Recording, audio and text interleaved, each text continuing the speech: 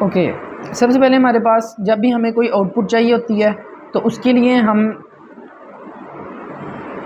Python में print का keyword use करते हैं। ये हमारे पास एक फंक्शन होता है। तो जब भी हमें कुछ प्रिंट करवाना है, कोई आउटपुट चाहिए, डिस्प्ले करवाना है, तो उसके लिए हम प्रिंट यूज़ करते हैं। जस्ट लाइक मैं यहाँ प्रिंट के अंदर डबल कोट्स लगाता हूँ एंड डबल कोट्स के अंदर मैं लिखता हूँ this is Python, control S करके मैं सेव करता हूँ एंड इसको मैं रन करता हूँ यहाँ से, रन पाइथन फाइल। ये मेरे पास नीचे लिखा आ चुका है दिस इज़ पाइथन। तो जब भी हमें कुछ डिस्प्ले करवाना होता है, कोई फंक्शन परफॉर्म करना होता है, आउटपुट चाहिए होती है, तो उसके लिए हम प्रिंट का फंक्शन यूज़ करते हैं। मैं यहाँ पे लिखता हूँ 3+5 एंड इसको रन करता हूँ। तो मेरे पास ये दोनों आउटपुट आ चुकी हैं, दिस इज़ पाइथन एंड 3+5 = 8 लिखा आ चुका है। देन हमारे पास डेटा टाइप्स हमने पढ़ी थी। डेटा टाइप्स क्या होती हैं, उससे पहले हमने वेरिएबल्स पढ़े थे।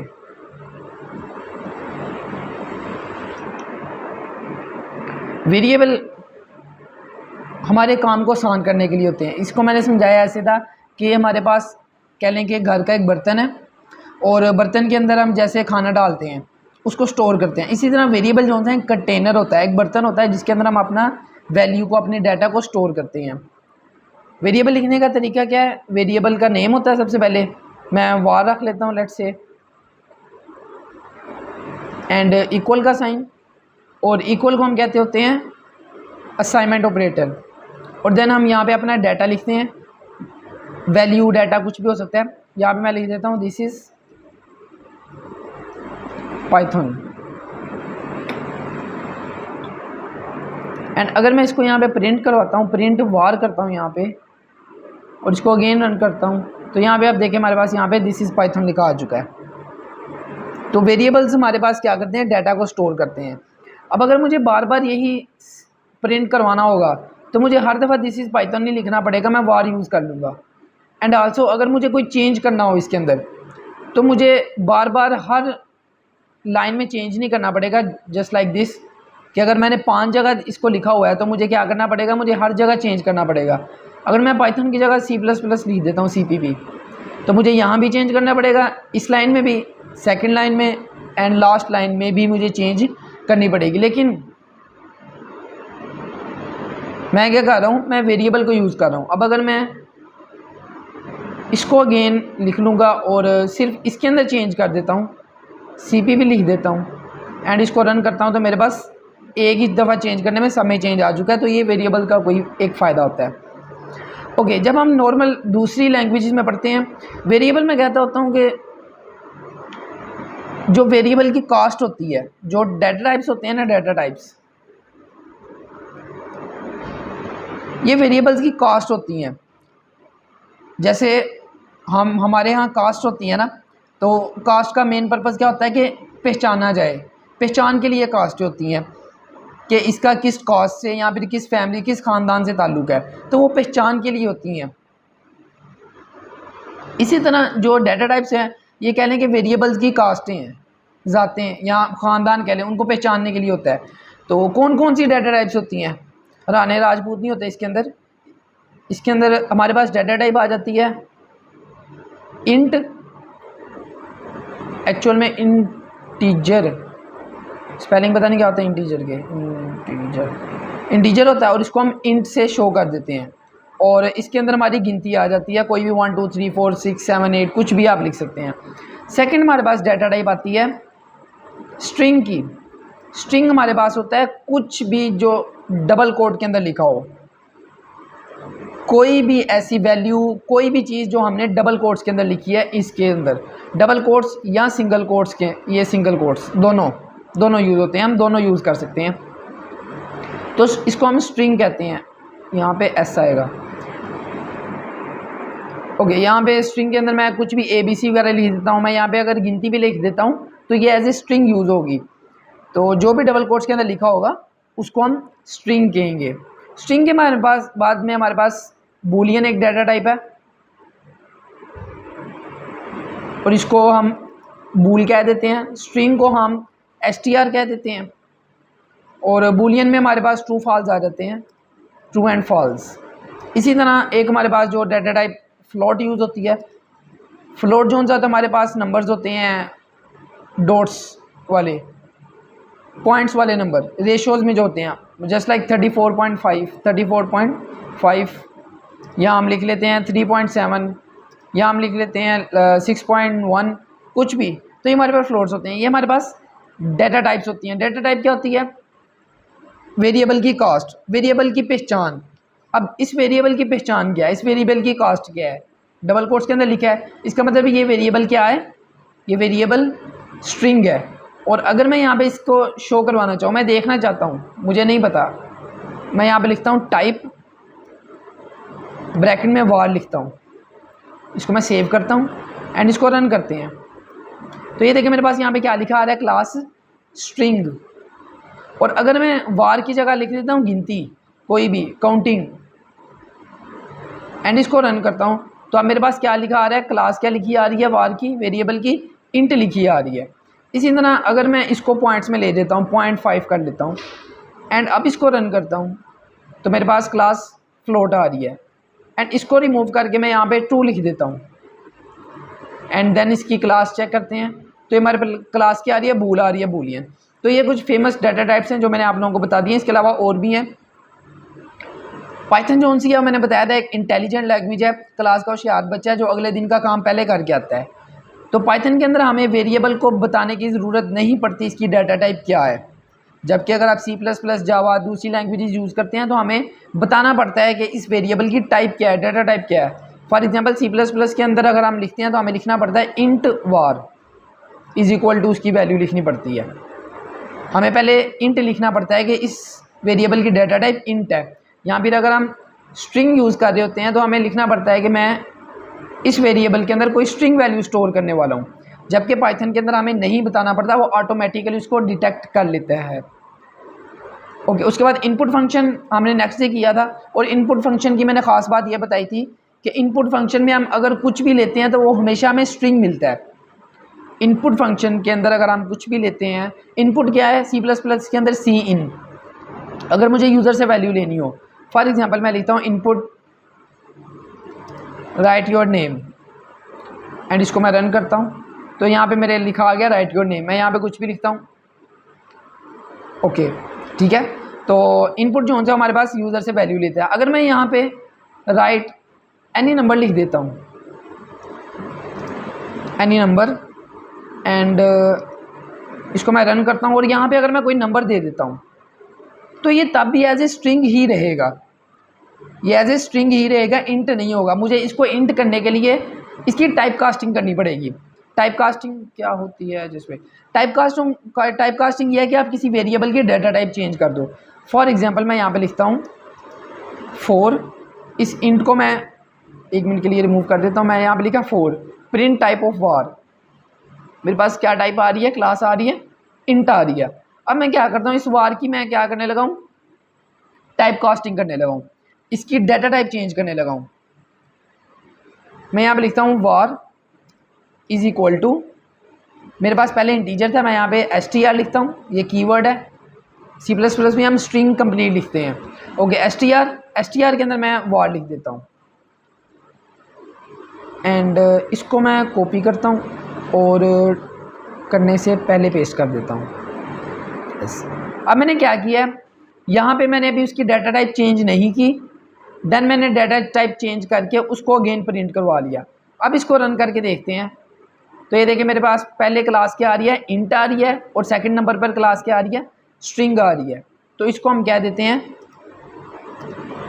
Type casting. तो ये कुछ बेसिक्स था, मैंने बता दिया है। और उसके अलावा एक हमने ऑपरेटर्स पढ़े थे फर्स्ट डे में, operators plus, minus and divide, double divide, multiply, और एक और होता है जो मैंने फर्स्ट डे नहीं बताया था, ये डबल स्टेरिक। ये होता है पावर के लिए, जो हम पावर नहीं लिखते 8 की पावर 8 का स्क्वायर, या 8 स्क्वायर में अब जो भी आगे वर्ड लिखेंगे वो उसकी पावर में जाएगा। तो ये टाइप कास्टिंग थी, ये हमने कुछ फर्स्ट डे में ये पढ़ा था।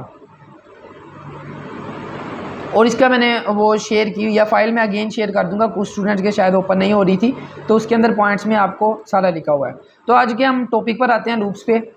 स्टार्ट करने से पहले बल्कि हम लास्ट में बताऊंगा। यस, लूप स्टार्ट करते हैं हम। लूप्स, इसको हम इटरेटिव स्टेटमेंट्स भी कहते हैं। लूप क्या होता है? लूप हम नॉर्मली जैसे वर्ड से ज़ाहिर हो रहा है कि कोई ऐसी चीज़ जो कह लें कि रिपीट होती है।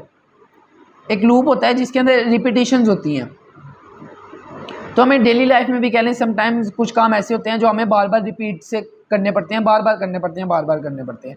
इसी तरह प्रोग्रामिंग के अंदर भी ऐसे होता है कि मुझे कोई काम है, अगर वो मुझे बार बार करना है, 1 दफ़ा 2 दफ़ा 3 4 दफ़ा मुझे बार बार एक ही काम को रिपीट करना है अगर, तो रेदर देन कि मैं उस काम को मैनुअली करूं, तो उसके लिए हम लूप्स यूज़ करते हैं।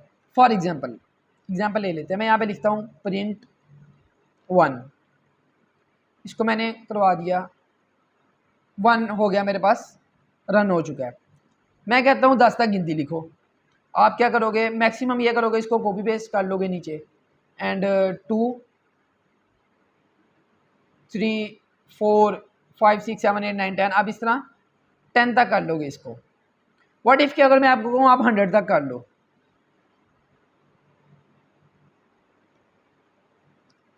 आपको असाइनमेंट मिल जाएगी 100 तक लिख के लानी है, गिनती है आपने पाइथन के अंदर। घंटा तो आपका कहीं नहीं गया। अगर आप बायोलॉजी के पढ़ने वाले, किताबें रटने वाले स्टूडेंट हैं तो शायद आप वो भी लिखने लग जाएं। अगर आप पहले बेंच पे बैठने वाले स्टूडेंट हैं तो आप 100 तक भी लिखाएंगे। व्हाट इफ़ कि मैं आपको कह दूं कि 20,000 दफ़ा लिखनी है, 2000 टाइम्स लिखनी है, 3-4 दिन तो आपके कहीं नहीं गए। ऐसे ही है। तो रहते दैन कि हम इसको ऐसे गिनती लिखें और दरमियान में मेरे जैसा बंदा 3 दफ़ा भूल भी जाता है कि गिनती कहाँ तक पहुँची है, तो इसके लिए हम लूप्स यूज़ करते हैं। लूप क्या करता है कि जो हमें काम रिपीट करना होता है उसको वो एक ही दफ़ा में कर देता है। इसको हम देख लेते हैं। लेट्स से पहले मैं टाइप्स बता देता हूँ। टाइप से पहले हम डायरेक्ट चलते हैं अपने लूप्स की तरफ। एक होता है हमारे पास व्हाइल लूप और दूसरा हमारे पास होता है for loop.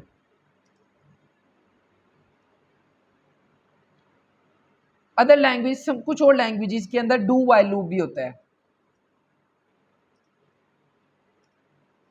Do while loop. लेकिन पाइथन के अंदर डू व्हाइल लूप नहीं होता। पाइथन के अंदर सिर्फ व्हाइल लूप है एंड फॉर लूप है। पहले हम जरा व्हाइल लूप को देख लेते हैं। एंड मैं सिंटैक्स लिखता हूँ यहाँ पे।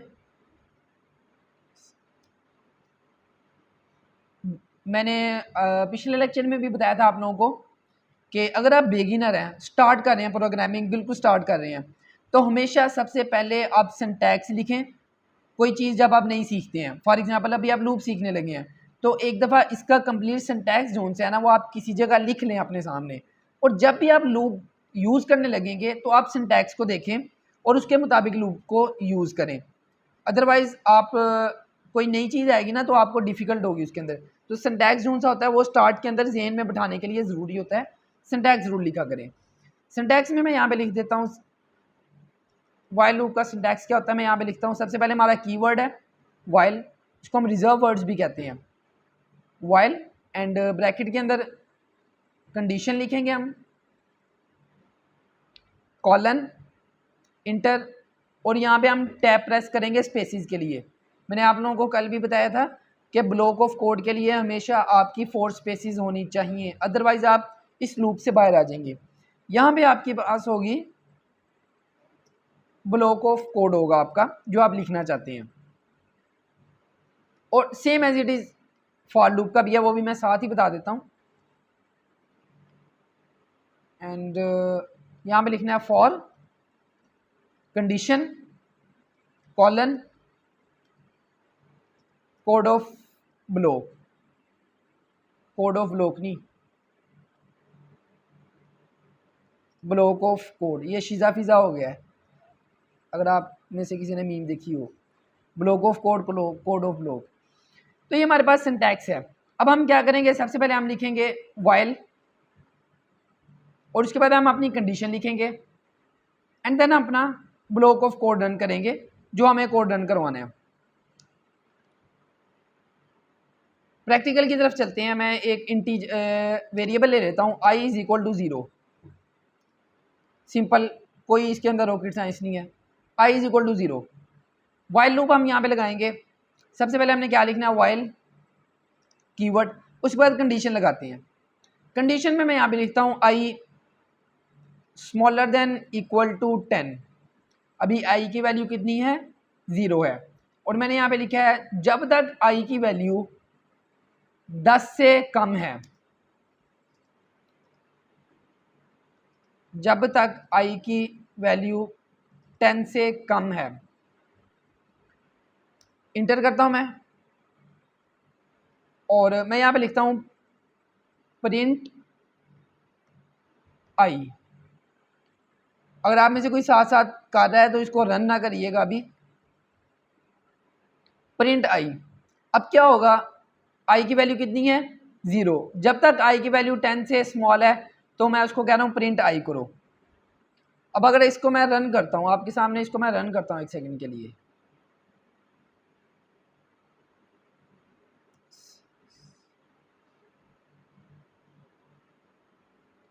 आप में से कोई बताएगा क्या हुआ है अभी? ये मैंने जानबूझ के किया था आपके सामने। ये पता नहीं कितने हजार दफा इसने ये 0 लिख दिया है। आप में से किसी को पता है क्या हुआ है अभी? Infinite loop, yes. यहाँ पे देखें कि हमने क्या किया, i को हमने कितनी वैल्यू दी है, 0 दी है। और मैंने कहा जब तक i की वैल्यू 10 से कम है तब तक i को प्रिंट कर दो। उसने i की वैल्यू प्रिंट कर दी 0, ठीक है। ये प्रिंट करने के बाद वो वापस गया इस i के बाद इस कंडीशन पे। इस कंडीशन के अंदर उसने देखा क्या i की वैल्यू 10 से कम है। i की वैल्यू कितनी थी, 0 थी। तो 0 10 से कम होता है। उसने फिर प्रिंट i कर दिया। वो अगेन इस कंडीशन के पास गया, अगेन उसने देखा कि क्या i की वैल्यू 10 से कम है, जी 10 से कम है। उसने फिर प्रिंट i कर दिया। इस तरह वो ऐसे चक्कर लगाता रहा है और i की वैल्यू हमेशा 0 ही रहेगी। i की वैल्यू हमेशा 0 ही रहेगी। तो मेरे पास इनफाइनाइट लूप चल पड़ा। और समटाइम्स ऐसे होता है जब हम कॉम्प्लेक्स कोड कर रहे होते हैं तो इनफाइनाइट लूप रन हो जाता है। तो उसको बंद करने के 2 तरीके हैं VS कोड के अंदर। एक तो यह है कि आप कंट्रोल C प्रेस करें, CTRL-C, कंट्रोल को प्रेस करके आप C प्रेस करें, आपका लूप जोन से वो ख़त्म हो जाएगा। अदरवाइज़ आपके पास यहाँ पे ये बटन है बास्केट, इसको हमने डिलीट कर देना फ़ौरन। अगर आप ऐसा नहीं करते 5 मिनट तक अगर आपका इनफाइनाइट लूप चल जाता है, आपका लैपटॉप जोन से उसके धुएं उड़ जाने हैं। ओके, अब हम करते हैं i is equal to i+1। मैंने क्या किया, i को मैंने किसके इक्वल कर दिया, i+1 के। अब जरा देखिएगा होगा क्या, यहाँ पे लिखा रहा है i इज इक्वल टू 0। वो लूप में आएगा, वो देखेगा क्या i 10 से कम है। यस, i की वैल्यू 10 से कम है। वो क्या करेगा, प्रिंट i करेगा। तो मेरे पास क्या आउटपुट आएगी, 0 आउटपुट आएगी। उसके बाद वो क्या करेगा, 0 के अंदर +1 कर देगा। 0 में +1 कर देगा तो i की वैल्यू 0 से 1 हो जाएगी। एंड अगेन वो इस i पे आएगा, इस i पे कह रहा हूँ सॉरी, कंडीशन को चेक करेगा। 1 जोन से वो 10 से अभी भी छोटा है, वो अगेन प्रिंट i करेगा।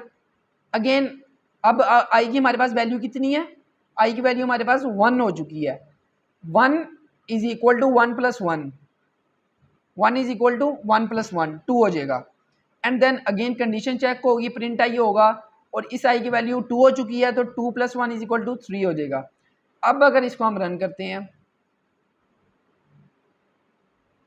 तो ये देखिए मेरे पास वैल्यू कहाँ तक प्रिंट हुई है, 10 तक, 0 से। ये देखें 0 से स्टार्ट हुआ है एंड 10 तक वैल्यू गई है। और हुआ इस तरह कि जब 10th वैल्यू हुई ना उसने देखा i इज इक्वल टू 9 था, i इज इक्वल टू 10 हो गया। 10 के बाद उसने अगेन इस कंडीशन को चेक किया, क्या 10 जो है वो 10 से छोटा है या 10 के इक्वल है। यस, 10 जो है वो 10 के इक्वल है। उसने अगेन इस प्रिंट कर दिया, इसको प्रिंट कर दिया, प्रिंट आई करके 10 हो गया। और उसके बाद उसने आई के अंदर अगेन 1 प्लस करके आई को क्या कर दिया, 11 कर दिया। अब अगेन उसने कंडीशन जब चेक की तो आई की वैल्यू 11 है। अब ये कंडीशन फॉल्स हो चुकी है। जैसे ही कंडीशन फॉल्स हुई उसने लूप को टर्मिनेट कर दिया, लूप ख़त्म हो गया। और आई के अंदर कितनी वैल्यू है अभी इस टाइम, जब लूप लास्ट पे टर्मिनेट हुआ आई के अंदर कितनी वैल्यू थी, आप में से कोई बताएगा जल्दी से। आई के अंदर जब लूप टर्मिनेट हुआ आई के अंदर वैल्यू कितनी थी, आई की कितनी वैल्यू थी जब लूप टर्मिनेट हुआ लास्ट पर, 11। यस, आई के अंदर 11 थी। इसको चेक कर लेते हैं। अभी मैं ये पीछे 4 स्पेसिस हैं, मैं लूप के अंदर ही हूँ अभी तक। मैं बैक स्पेस प्रेस करता हूँ, अब मैं लूप से बाहर आ चुका हूँ। अब मैं जो भी लिखूंगा ना वो इस कंडीशन से मावरा है। उर्दू में एक लफ्ज़ होता है मावरा, ये कंडीशन उस पर इफेक्ट नहीं करेगी। अब मैं अगर यहाँ पे प्रिंट आई करता हूँ एंड इसको रन करते हैं तो ये देखें मेरे पास 11 जो है वो आ चुका है लास्ट पे। 4 स्पेसिस का कॉन्सेप्ट फिर से बता दें। ओके, 4 की स्पेसिस का कॉन्सेप्ट फिर से बता देते हैं। ब्लॉक ऑफ कोड, जब हम पाइथन के अलावा कोई लैंग्वेज यूज़ करते हैं, मैं C++ का बता देता हूँ। आई थिंक आप लोग C++ ऑलरेडी पढ़े होंगे। तो होता इस तरह है कि मैंने यहाँ पे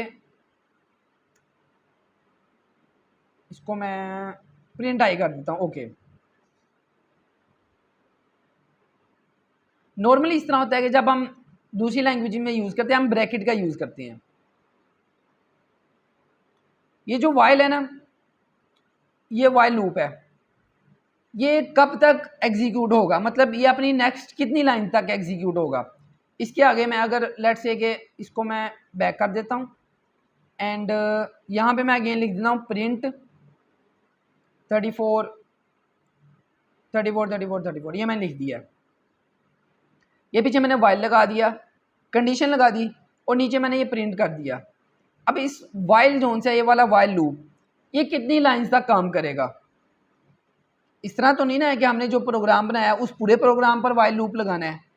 तो इस वाइल लूप को पता होना चाहिए ना कि मैंने कितनी लाइंस को एग्जीक्यूट करना है, मतलब ये जो कंडीशन है वो कितनी लाइंस के लिए एप्लीकेबल है। तो उसके लिए हम स्पेसिस का यूज़ करते हैं। मिसाल के तौर पे मैं इस प्रिंट के आगे स्पेस लगा देता हूँ। अब इसका मतलब ये है कि ये जो वाइल लूप है, ये जो वाइल है, इसका असर जो है ना वो सिर्फ इस प्रिंट पर होगा। इसके अलावा बाकी नीचे अगर कोई भी लाइन लिखी है उसके ऊपर इसका कुछ भी असर नहीं होगा। ये कंडीशन ट्रू हो या ये कंडीशन फॉल्स हो, ये वाला कोड रन करेगा ही करेगा, ये नीचे वाला। क्लियर है। एंड अगर मैं मोर देन 1 लाइन्स करवाना चाहता हूँ तो मैं क्या करूँगा, मैं इंटर प्रेस करूँगा और इसके पीछे 4 स्पेसिस हैं और मैं यहाँ पे लिखूँगा प्रिंट एनीथिंग। अब ये जो वाइल है ना, इस वाइल का जो इफेक्ट है वो इन 2 प्रिंट्स पर है। And i is equal to मैं कर देता हूँ i+1। अब मैं चाहता हूँ मैं इस लूप से बाहर आ जाऊँ। लूप का मैंने इतना ही यूज़ करना था, मैं लूप से बाहर आना चाहता हूँ। तो मैं क्या करूँगा, मैं बैक स्पेस प्रेस करूँगा। तो बैक स्पेस से क्या होगा, मैं ये 4 स्पेसिस ख़त्म हो जाएंगी और मैं लूप से बाहर आ जाऊँगा। इसको हम एक और तरह से समझ लेते हैं। मैं यहाँ पे लिखता हूँ वाइल, ब्रैकेट में कोई भी कंडीशन दे देते हैं, आई जो है वो जब तक स्मॉलर देन लेट्स से कि 20 है। कॉलन लगाया, कॉलन लगाने के बाद दूसरी लैंग्वेजेस का मैं C++ का थोड़ा सा मैं आप लोगों को बताने लगा हूँ ताकि आपको ये कॉन्सेप्ट क्लियर हो जाए ज़्यादा। जो हमारी दूसरी लैंग्वेजेस है उसमें इस तरह होता है कि जो वाइल है ना, इसका इफेक्ट सिर्फ उससे अगली लाइन पर होता है। यहाँ पे मैं कुछ भी लिखा है तो इस वाइल का इफेक्ट सिर्फ इस लाइन पर होगा और किसी लाइन पर नहीं होगा नीचे वाली। तो अगर मुझे मोर देन 1 लाइन्स पे इफेक्ट करवाना होगा तो मैं ब्रैकेट का यूज़ करता हूँ। ये वाली ब्रैकेट्स यूज़ होती हैं। अब इस ब्रैकेट के अंदर मैं जो भी लिखूँगा ना, उस सब पर वाइल का इफेक्ट होगा। पाइथन के अंदर ब्रैकेट्स यूज़ नहीं होती, पाइथन के अंदर हम ब्रैकेट्स की जगह स्पेसिस को यूज़ करते हैं। स्पेसिस का मतलब ब्रैकेट ही है। अब जब तक मैं इन स्पेसिस के आगे लिखता रहूँगा, इन स्पेसिस को यूज़ करता रहूँगा, तब तक इसका इफेक्ट रहेगा इस वाइल का।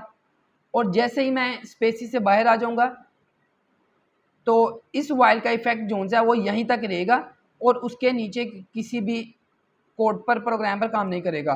क्लियर हो गया आपको?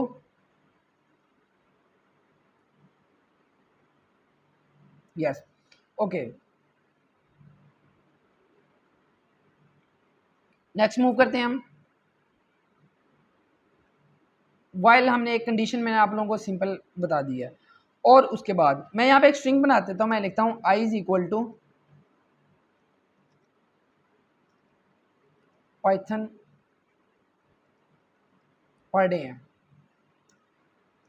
पहले हमने कंडीशन दी है एक, और अब मैं कंडीशन को थोड़ा सा चेंज करने लगा हूँ, थोड़ा सा पाइथोनिक वे में लाने लगा हूँ, थोड़ा सा ट्रिकी करने लगा हूँ। मैंने लिखा है i इज इक्वल टू, हम पाइथन पढ़ रहे हैं, एंड पीछे वाला कोड मैं कमेंट आउट कर देता हूँ।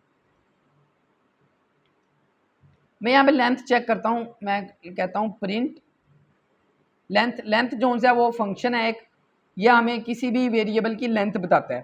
फॉर एग्जांपल आई है, तो मैंने आई की लेंथ चेक करनी है 24। इसका मतलब ये है कि जो टोटल कैरेक्टर्स है ना, ये 24 हैं। टोटल कैरेक्टर्स 24 लिखे हुए हैं। अब मैं यहाँ पे कंडीशन लगाता हूँ, इसको मैं कमेंट कर देता हूँ, एंड लूप का यूज़ करते हैं। मैं लिखता हूँ वाइल जब तक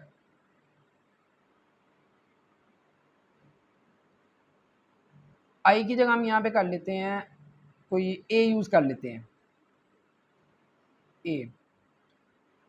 मैं लिखा while I smaller than length of A. मैंने क्या लिखा, आई smaller than length of A. I को मैंने पहले यूज़ किया कि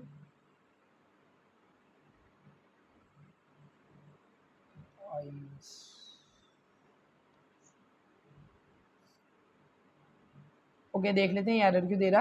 मैंने यहाँ पे लिखा while I smaller than length of a. जब तक आई जो है ना वो लेंथ ऑफ ए से कम है, लेंथ ऑफ ए से कम है। Just give me a second.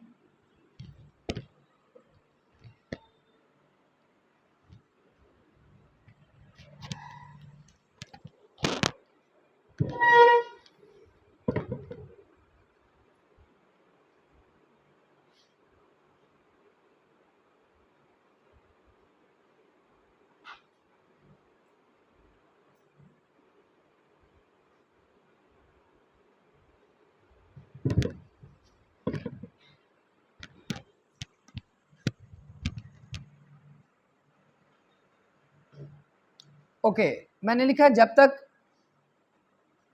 आई की वैल्यू आई की जो वैल्यू है वो ए की लेंथ से कम है। ए की लेंथ कितनी है 24। इट मीन्स कि जब तक आई की वैल्यू 24 से कम है तब तक क्या करो, प्रिंट ब्रैकेट में मैं लिखता हूँ ए, और यहाँ पे हम इंडेक्सिंग करने लगे हैं, स्लाइसिंग। ए के अंदर मैं आई लिख देता हूँ, एंड आई को मैं इज इक्वल टू स्टार्ट के अंदर 0 कह देता हूँ। आई को पहले मैंने डिफाइन कर दिया, आई की वैल्यू कितनी है 0। अब होगा क्या, ज़रा गौर से सुनिएगा। आई की वैल्यू कितनी है 0। आई चेक होगी कंडीशन, क्या 0 24 से कम है? यस, 0 की वैल्यू 24 से कम है। तो क्या होगा, ए इंटू आई, आई की वैल्यू कितनी है 0, तो हमारे पास एच प्रिंट हो जाएगा। एच जो है वो हमारे पास डिस्प्ले हो जाएगा। और उसके बाद अगेन मैं यहाँ पे लिख देता हूँ i is equal to i plus 1। First time जब लूप चलेगा तो आई की वैल्यू 0 थी, उसके बाद आई की वैल्यू 1 हो जाएगी, एंड 1 जो सा है कंडीशन चेक होगी, उसके बाद कंडीशन फॉल्स है, कंडीशन जो सी है वो मतलब ठीक है, और उसके बाद ए के अंदर आई की वैल्यू 1 आ चुकी है, और हमारे इंडेक्स नंबर 1 पे ए पड़ा हुआ है, तो हमारे पास ए प्रिंट हो जाएगा। इसको रन करते हैं तो ये देखिए मेरे पास बारी बारी सब लेटर्स प्रिंट हो चुके हैं। ये समझ आ गई है सबको? ज़रा चैट बॉक्स में बताइएगा, इसको रिपीट कर दूं या समझ आ चुकी है? अगर आपने इंडेक्सिंग कल वाली क्लास ली थी तो इंडेक्सिंग का आपको आइडिया होगा। क्या ये क्लियर है? ये कोड कैसे रन किया है?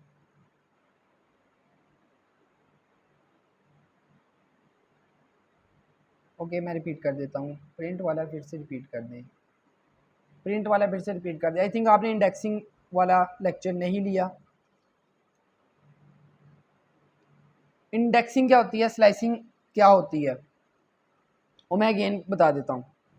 जैसे हम बुक के अंदर चैप्टर्स होते हैं, हर चैप्टर के पेजेस होते हैं, तो जब हमें कोई चैप्टर बुक में से निकालना होता है तो हम उसका पेज नंबर देखते हैं, हम उसका पेज नंबर देखते हैं। इसी तरह पाइथन के अंदर क्या होता है कि जब मैंने ये वेरिएबल बनाया तो पाइथन ने क्या किया, इस पूरे वेरिएबल को पेज नंबर दे दिए। ये जो एच है ना, ये पेज नंबर 0 पर है, ये ए पेज नंबर 1 पर है, एम जोन से है पेज नंबर 2 पर है, और ये स्पेस पेज नंबर 3 पर है। इस तरह उसने इन सबको एक वैल्यू दे दी, h is equal to 0 and a को उसने 1 दे दिया, बी ए के बाद था हमारे पास एम को उसने 2 दे दिया, उसके बाद स्पेस आ गई, स्पेस को उसने 3 दे दिया। इस तरह उसने क्या किया, ये लास्ट तक ना, यहाँ तक एन तक उसने क्या किया, सबको 0 से लेके लास्ट करेक्टर तक उसने एक किस्म के पेजेस असाइन कर दिए, पेज नंबर असाइन कर दिए, 0 1 2 3 4 5 6 7 8 9 10 तक। ओके, अब हमने क्या करना है, मैं अगर यहाँ पे प्रिंट ए करवाता हूँ,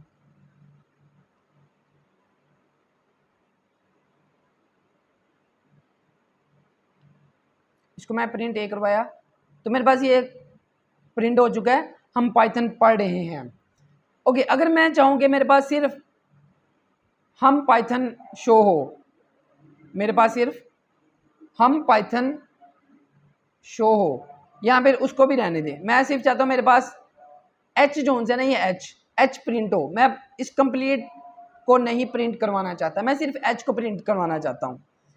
तो मैं क्या करूँगा, इंडेक्सिंग का यूज़ करूँगा। एच को इंडेक्स क्या दिया है पाइथन ने, 0। एच पेज नंबर 0 पर पड़ा हुआ है, तो मुझे सिर्फ एच को प्रिंट करवाने के लिए मैं क्या करूँगा, ये स्क्वायर ब्रैकेट यूज़ करूँगा और उसके अंदर वैल्यू लिख दूँगा। अगर मैं यहाँ पे 0 लिखता हूँ और इसको मैं रन करता हूँ तो मेरे पास एच प्रिंट होगा। ये देखिए नीचे एच आ चुका है। इसी तरह अगर मैं 0 की जगह 1 लिख देता हूँ तो वो पेज नंबर 1 पर आ जाएगा। पेज नंबर 1 पर क्या लिखा हुआ है, ए लिखा हुआ है। इसको मैं रन करता हूँ तो ये देखिए मेरे पास ए प्रिंट हो चुका है। इस तरह इस पूरे स्ट्रिंग को पाइथन ने इंडेक्सिंग कर दिया है, इसको नंबर्स असाइन कर दिए हैं 0 1 2 3 4 5 लास्ट तक, और उनको बारी बारी असेस करने के लिए हम इंडेक्सिंग यूज़ करते हैं, स्लाइसिंग इसको कहते हैं, और वो हम स्क्वायर ब्रैकेट का यूज़ करते हैं। पहले हमने वेरिएबल का नाम लिखना है, स्क्वायर ब्रैकेट के अंदर हमने वैल्यू लिख देनी है। आई होप सो ये क्लियर हो गया होगा कि इंडेक्सिंग क्या होती है। अब हम अपने इस कोड पर आते हैं। मैंने यहाँ पे लिखा i is equal to 0, i की वैल्यू 0 है, और उसके बाद मैंने लिखा आई smaller than length of a. हम लेंथ ऑफ ए चेक कर लेते हैं।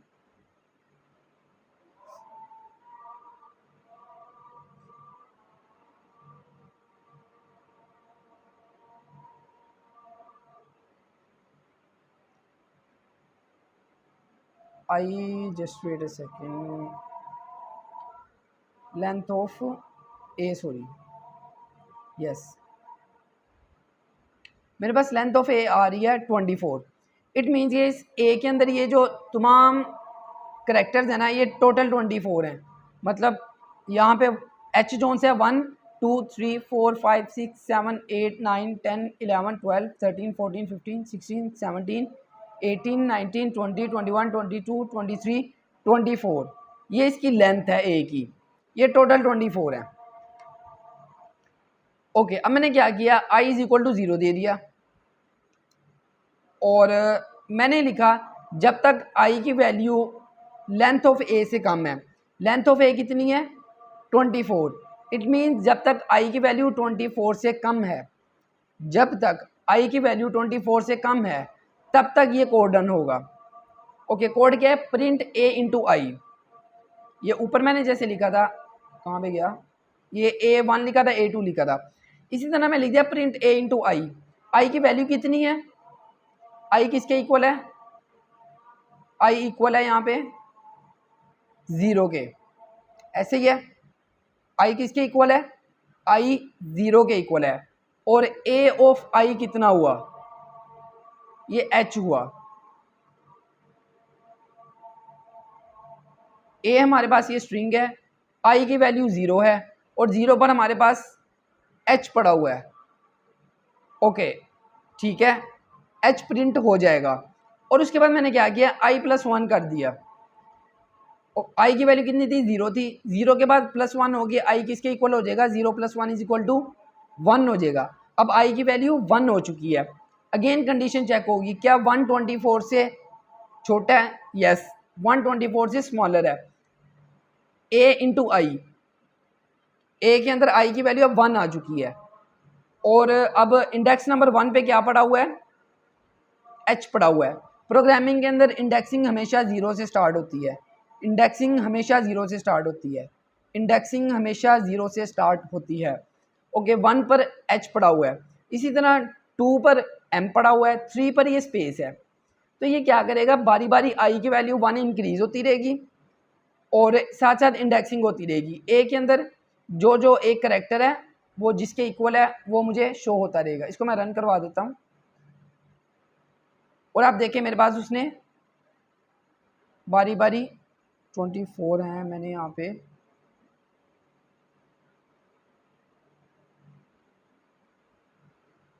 इसको रन करवाते हैं अगेन, यस ये देखें, ये मेरे पास बारी बारी एक एक करेक्टर जो है वो इंडेक्सिंग के मुताबिक लिखा आ चुका है, h a उसके बाद m। सबसे पहले जब h आया तो उस टाइम i की वैल्यू 0 थी और उसके बाद i की वैल्यू 1 हो गई तो a प्रिंट हो गया, फिर m प्रिंट हुआ, फिर स्पेस। क्लियर हुआ है? अगर नहीं क्लियर हुआ तो मैं दोबारा रिपीट कर देता हूँ, हम एग्जाम्पल चेंज करके दोबारा रिपीट कर लेते हैं। Is it clear now?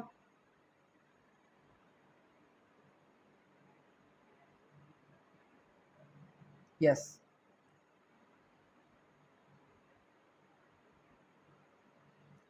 Okay, अभी हमने आज लूप ही पढ़ा है, सिर्फ व्हाइल लूप। अब हम चलते हैं फॉर लूप की तरफ। फॉर लूप का भी हमने सिंटैक्स पढ़ लिया था कि हम लिखते हैं फॉर ब्रैकेट में कंडीशन कॉलन स्पेस और यहाँ पे हम अपना ब्लॉक ऑफ कोड लिखते हैं और उसके बाद हम इंटर प्रेस करके ब्लॉक ऑफ कोड से बाहर आ जाते हैं। जब तक हम स्पेसिस में रहेंगे हमारा ब्लॉक ऑफ कोड रहेगा, जब हम स्पेसिस से बाहर आ जाएंगे तो हमारा ब्लॉक ऑफ कोड ख़त्म हो जाएगा, हम उससे बाहर आ चुके हैं। ओके, फॉर लूप इससे ज़्यादा क्लियर है, इससे ज़्यादा आसान है फॉर लूप। मैं यहाँ पे लिखता हूँ फॉर लूप। एक तो मैं आपको नॉर्मल बताऊँगा जो कि बाकी लैंग्वेजेस में भी होता है और उसके बाद थोड़ा सा पाइथोनिक वे बताऊँगा। मैं लिखता हूँ for i smaller than 10 colon, just wait a second, इसको हम दूसरे वे में कर लेते हैं। मैं यहाँ पे लिखता हूँ for i in range 10 print आई।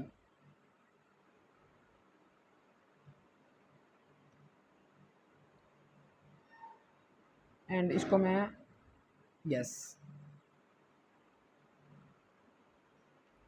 इस सारे को मैं कमेंट कर देता हूँ। अब मैंने लिखा फॉर आई, फॉर लूप मैंने यूज़ किया। आई जो सा था वो मैंने एक वेरिएबल ले लिया, एनी वेरिएबल, कोई मैंने एक वेरिएबल ले लिया। आई की जगह मैं यहाँ पे ए लिख सकता हूँ, मैं बी लिख सकता हूँ, मैं अपना नाम भी लिख सकता हूँ, कुछ भी यूज़ कर सकता हूँ। मैं यहाँ पे लिखा for i in range. Range क्या होती है, मतलब एक स्टार्टिंग पॉइंट होता है और उसके बाद एक एंडिंग पॉइंट होता है और स्टार्टिंग पॉइंट हमेशा मैंने आपको बताया था वो क्या होता है, ज़ीरो होता है। स्टार्टिंग पॉइंट इंडेक्सिंग जो भी हमारी होती है वो क्या होती है, ज़ीरो से स्टार्ट होती है। और एंड पॉइंट जोन सा था ना वो मैंने बता दिया 10। आई जोन से है ना वो 0 से लेके 10 तक की रेंज तक क्या करो, प्रिंट आई कर दो। आई की जब तक रेंज 10 है आई को प्रिंट कर दो। अब वो करेगा क्या, वो आई के अंदर खुद एक इंक्रीमेंट कर देगा। एक दफ़ा लूप चलेगा आई की वैल्यू 1 हो जाएगी, दूसरी दफ़ा लूप चलेगा आई की वैल्यू 2 हो जाएगी, 3 हो जाएगी ऑटोमेटिकली। इसको रन करते हैं, ये देखें उसने क्या किया, आई को ये क्यों मसला कर रहा है। यस ये देखें आई की वैल्यू 0 थी और जब तक आई जोन सा था ना वो 10 की रेंज में था, उसने प्रिंट कर दिया। अब उसने मुझे 10 की रेंज में ही प्रिंट करके दिया। अगर आप 0 से गिनना स्टार्ट करें तो 9 तक कितनी वैल्यूज़ बनती हैं, 10 बनती हैं। अगर आप 0 को भी इंक्लूड करें, 0 1 2 3, 0 से स्टार्ट करें तो 9 तक आपके पास 10 वैल्यूज़ बनती हैं। तो मैंने लिखा फॉर आई इन रेंज 10, आई को 10 की रेंज तक प्रिंट आई करो। उसने मुझे आई प्रिंट कर दिया। और ये जो सेम कोड हमने ऊपर वाइल लूप के साथ लिखा था, हम इसको नीचे लिखते हैं। हम यहाँ से ए को भी नीचे ले जाते हैं एंड इसके साथ थोड़ा सा हम खेलते हैं। अब देखिएगा ज़रा, सेम कोड को मैं यहाँ पे लिखने लगा हूँ सिर्फ फॉर लूप के अंदर। अरे भाई साहब क्या कर रहे हो। ओके हमारे पास यहाँ पे था जब तक आई की जो लेंथ है वो ए से कम है, तो मैं यहाँ पे लिख लेता हूँ for i in range bracket, I in range bracket के अंदर मैं लिखता हूँ लेंथ ऑफ ए प्रिंट आई। मैंने यहाँ पे लिखा है फॉर आई इन रेंज, जहाँ पे मैंने 10 लिखा था 10 की जगह मैंने ये यहाँ पे किधर गया मेरे पास, वो मैंने रेज कर दिया फॉर लूप।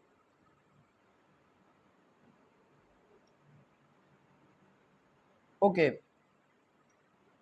फॉर इसमें यहाँ पे अगेन लिख देता हूँ for i in range 10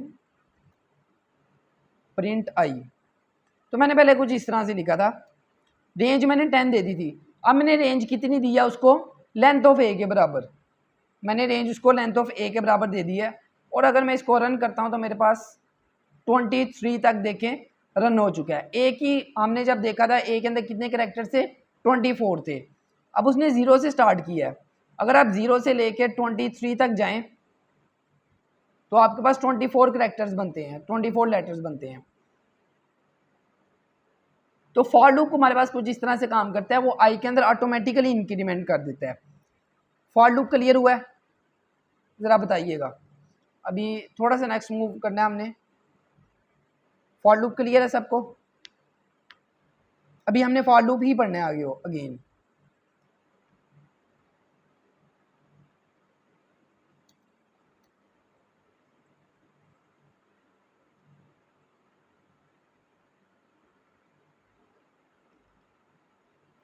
for loop clear है, इसको रिपीट कर दें या फिर इसको रिपीट करना है कोड को या नहीं।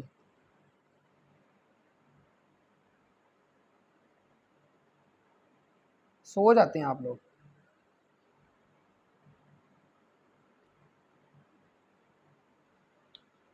ओके नेक्स्ट मूव करते हैं हम।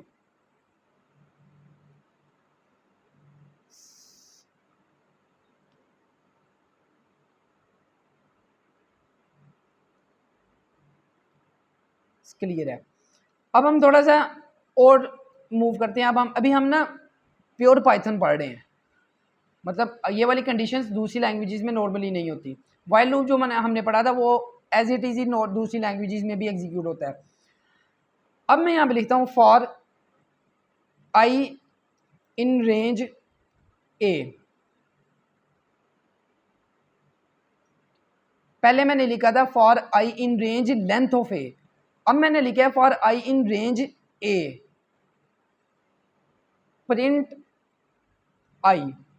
अब क्या होगा कि पहले तो हम इंडेक्सिंग कर रहे थे, अब आई जो है ना, for i in range length of A, i के अंदर स्टार्टिंग वैल्यू कितनी है 0, तो 0 जोन से है वो रेंज ए के अंदर जब आएगा, हम वेरिएबल के अंदर आएगा तो 0 किसके इक्वल है, एच के इक्वल है। आई की वैल्यू 0 है और 0 किसके इक्वल है, एच के इक्वल है। वो क्या करेगा, एच को मेरे पास प्रिंट करवा देगा। उसके बाद लूप के बाद अगेन आई की वैल्यू 2 हो जाएगी तो वो ए को प्रिंट करवा देगा, देन एम को प्रिंट करवा देगा। पहले हमने लेंथ ऑफ ए यूज़ किया था इसलिए वो हमें गिनती दे रहा था 1 2 3 4। अब मैंने डायरेक्ट लिखा for i in range a print i, तो वो क्या करेगा, आई को बारी बारी ये सब वैल्यूज असाइन कर देगा, बारी बारी असाइन करेगा। हर एक जैसे ही एक दफ़ा लूप चलेगा पहली वैल्यू असाइन होगी, अगेन लूप चलेगा, अगेन लूप चलेगा, अगेन लूप चलेगा। इसको रन करते हैं। For i in range a s t r can not be interpreted as integer. Okay, अगर मैं यहाँ पे just give me a second, list को यूज़ करते हैं।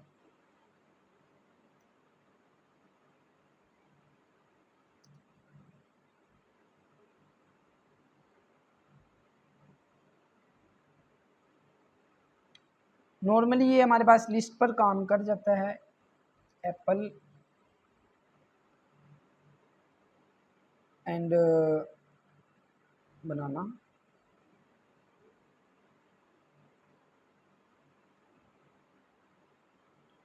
For i in range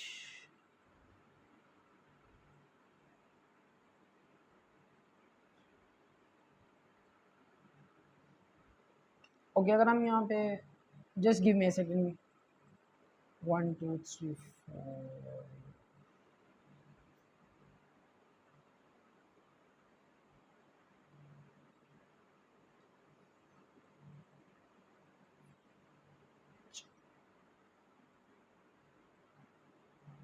O yes yes, हमने यहाँ पे रेंज नहीं लिखना, यस ओके। पहले हम रेंज का यूज़ कर रहे थे, अब मैंने रेंज नहीं लिखा, मैंने डायरेक्ट इन का यूज़ किया है। मैंने यहाँ पे लिखा है फॉर आई इन ए, और ए को मैं वापस से यहाँ पे कर लेता हूँ, हम पाइथन पढ़ रहे हैं, यस। मैंने लिखा for i in A print I, and same मैं इसको रन किया तो मेरे पास यहाँ पे देखें बारी बारी सारे करैक्टर्स रन हो चुके हैं।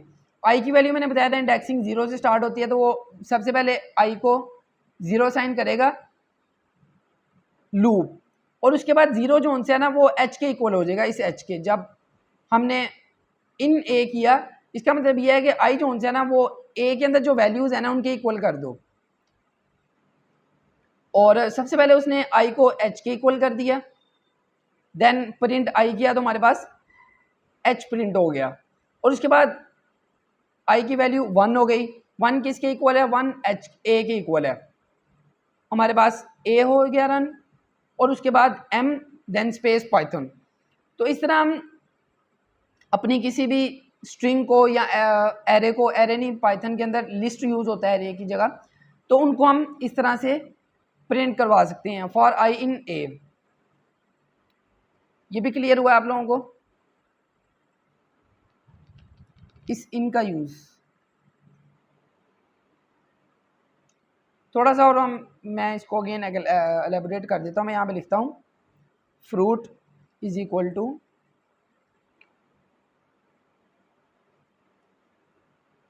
एप्पल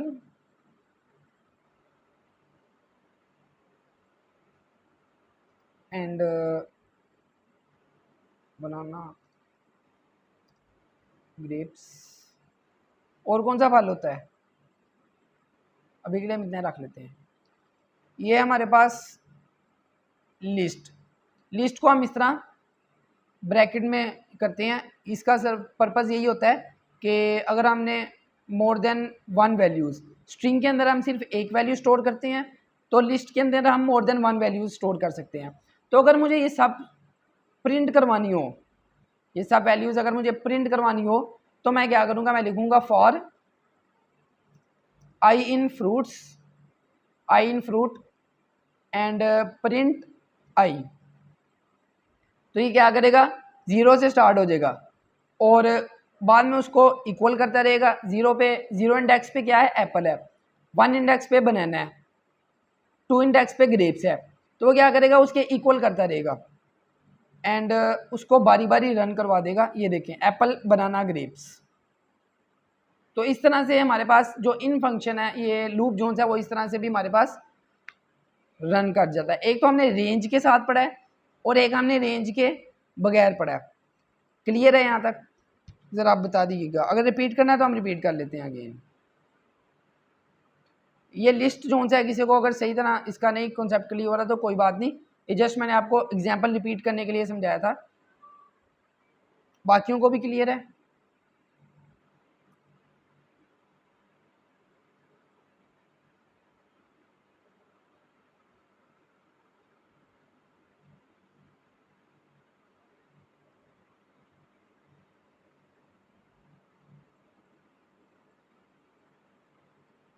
यस, क्लियर है। अच्छा, हम ज़रा फॉर लूप को इफ़ एल्स के साथ यूज़ करके देखते हैं। और यहाँ पे मैं आपको कंट्रोल सिस्टम पढ़ाने लगा हूँ। अब हम इसी लूप को अगेन यूज़ करेंगे। हमारे पास टाइम है अभी 10 मिनट, तो स्टार्ट करते हैं। इसी को यूज़ करते हैं हम, इसी को। एंड ग्रेप्स के अंदर आप कोई फल फ्रूट का नाम ही बता दो कौन सा होता है। और एंड स्ट्रॉबेरी एक होता है, होती है क्या होता है, स्पेलिंग क्या होते हैं, जो भी होते हैं, स्ट्रॉबेरी एंड ऑरेंज, इतने बहुत हैं। ओके, मैं लिखा for i in fruits print i. इसको मैं रन किया तो ये मेरे पास सारे फ्रूट्स बारी बारी प्रिंट हो चुके हैं। ओके, अब मैं चाहता हूँ कि मेरे पास ग्रेप्स प्रिंट ना हो, बाकी सारे प्रिंट हो जाएं। ग्रेप्स प्रिंट ना हो, बाकी सारे प्रिंट हो जाएं। तो मैं क्या करूँगा, मैं यहाँ पे लिखता हूँ इफ़ एल्स का यूज़ कर लेते हैं। मैं लिखता हूँ if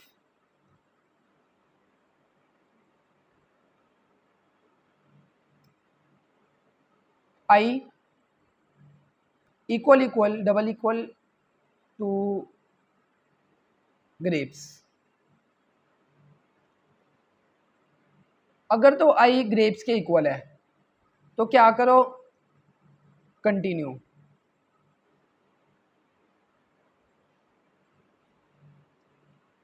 else colon enter print I.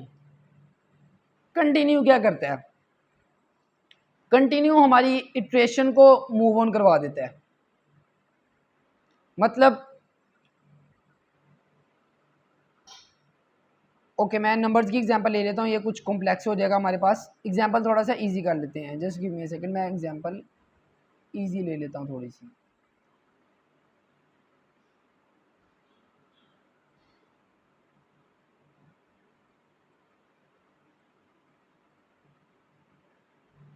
Yes, इस सारे को हम कमेंट करते हैं एंड ज़रा इजी एग्जांपल पे ले लेते हैं हम वापस से। मैं यहाँ पे लिखता हूँ फॉर आई इन रेंज 1 6। पहले हम क्या कर रहे थे, पहले हम सिर्फ लास्ट रेंज दे रहे थे और जो हमारा स्टार्टिंग पॉइंट था वो 0 था ऑटोमेटिकली। हम सिर्फ ये बता रहे थे कि हमने कहाँ तक जाना है, हमने 10 तक जाना है और मैंने कोई वैल्यू नहीं दी, तो इसका मतलब था 0 से 10 तक। अगर मैं यहाँ पे 1 लिख देता हूँ तो इसका मतलब है कि आई की जो फर्स्ट वैल्यू होगी वो 1 होगी। आई 0 से नहीं स्टार्ट होगा, आई 1 से स्टार्ट होगा। ओके, मूव ऑन करते हैं।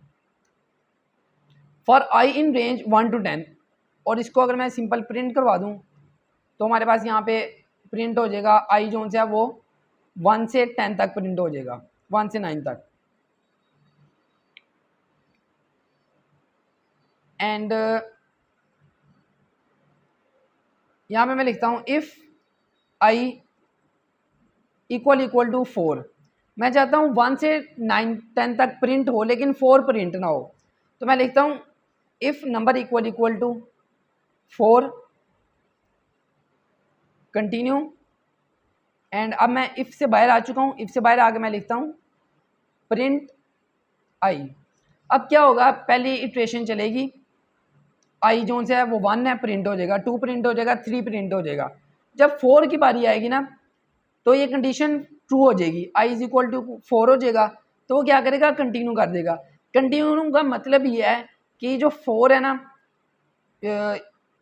ये जो इटरेशन चल रही है ना इसको छोड़ दो, नेक्स्ट पे मूव कर दो, नेक्स्ट पे मूव कर जाओ, ये वाली को छोड़ के नेक्स्ट पे मूव कर जाओ। तो हमारे पास ये 4 जोन है वो प्रिंट नहीं होगा, हमारे पास 5 प्रिंट होगा। नेक्स्ट हमारी पास वैल्यू प्रिंट हो जाएगी, 4 प्रिंट नहीं होगा। कंटिन्यू का मतलब है कि अगर हमारे पास एक नॉर्मल वैल्यू चल रही है तो जिस वैल्यू पे मैं कंटिन्यू लगा दूंगा वो वैल्यू मेरे पास प्रिंट नहीं होगी। रन करते हैं,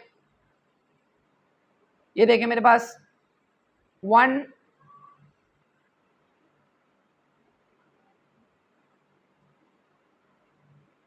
एंड इसको मुझे रन करने दो। ओके, ये देखिए 1 2 2 के बाद 3 3 के बाद 4 मेरे पास प्रिंट नहीं हुआ, डायरेक्ट 5 प्रिंट हुआ है। तो कंटिन्यू स्टेटमेंट क्या करता है, हमारी स्किप कर देता है वैल्यू को, हमारी उस वैल्यू को स्किप कर देता है, नेक्स्ट पे मूव कर जाता है। तो इसी तरह अगर मैं अब वापस से अपनी पहले वाली एग्जांपल पर आऊँ, और इस एल्स की वैसे ज़रूरत नहीं है, अगर हम लिख भी देते हैं तो तब भी ठीक है ये। अब क्या होगा, मैंने लिखा है अगर तो आई ग्रेप्स के इक्वल है तो क्या कर दो, ग्रेप्स को स्किप कर दो और नेक्स्ट पे मूव कर जाओ। और इसको हम रन करते हैं तो ये देखिए मेरे पास एप्पल, बनाना, स्ट्रॉबेरी, ऑरेंज, ग्रेप्स जो सा था मेरे पास प्रिंट नहीं हुआ। थर्ड नंबर पर ग्रेप्स था, ग्रेप्स मेरे पास प्रिंट नहीं हुआ। तो इस तरह हमारे पास ये कंटिन्यू फंक्शन काम करता है। कंटिन्यू के बाद हमारे पास है एक ब्रेक। ब्रेक फंक्शन क्या करता है, मैं लिखता हूँ फॉर, इसको हम कॉपी पेस्ट कर लेते हैं नीचे।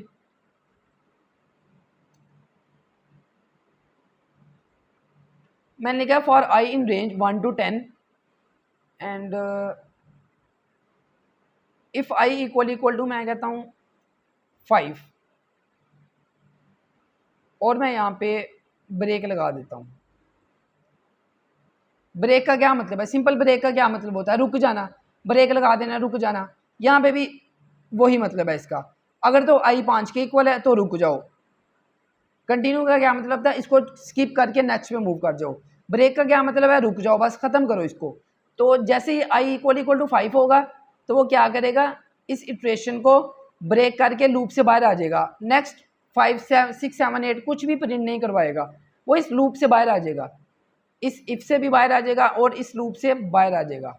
इसको मैं रन करता हूँ तो ये देखिए मेरे पास 1 2 3 4 तक प्रिंट हुआ है। 4 के बाद 5 कंडीशन ट्रू होगी तो उसने ब्रेक कर दिया, इस लूप को ब्रेक लगा दी उसने, ख़त्म कर दिया। तो हमारे पास ब्रेक जो है वो इसलिए यूज़ होता है। और इसके बाद हमारे पास एक पास भी होता है। पास का ये फंक्शन, कोई फंक्शन नहीं होता पास का मतलब बस होता है बस चलता रहने दो। ये समटाइम्स कभी कभी हमारे काम आता है। पास का सिर्फ इतना मतलब है चल रहे हो चलते रहने दो, मतलब कोई चेंज ना करो, सिंपल। तो कंटिन्यू एंड ब्रेक मैंने बता दिया है। आई होप कि यहाँ तक आप सबको क्लियर हो चुका होगा।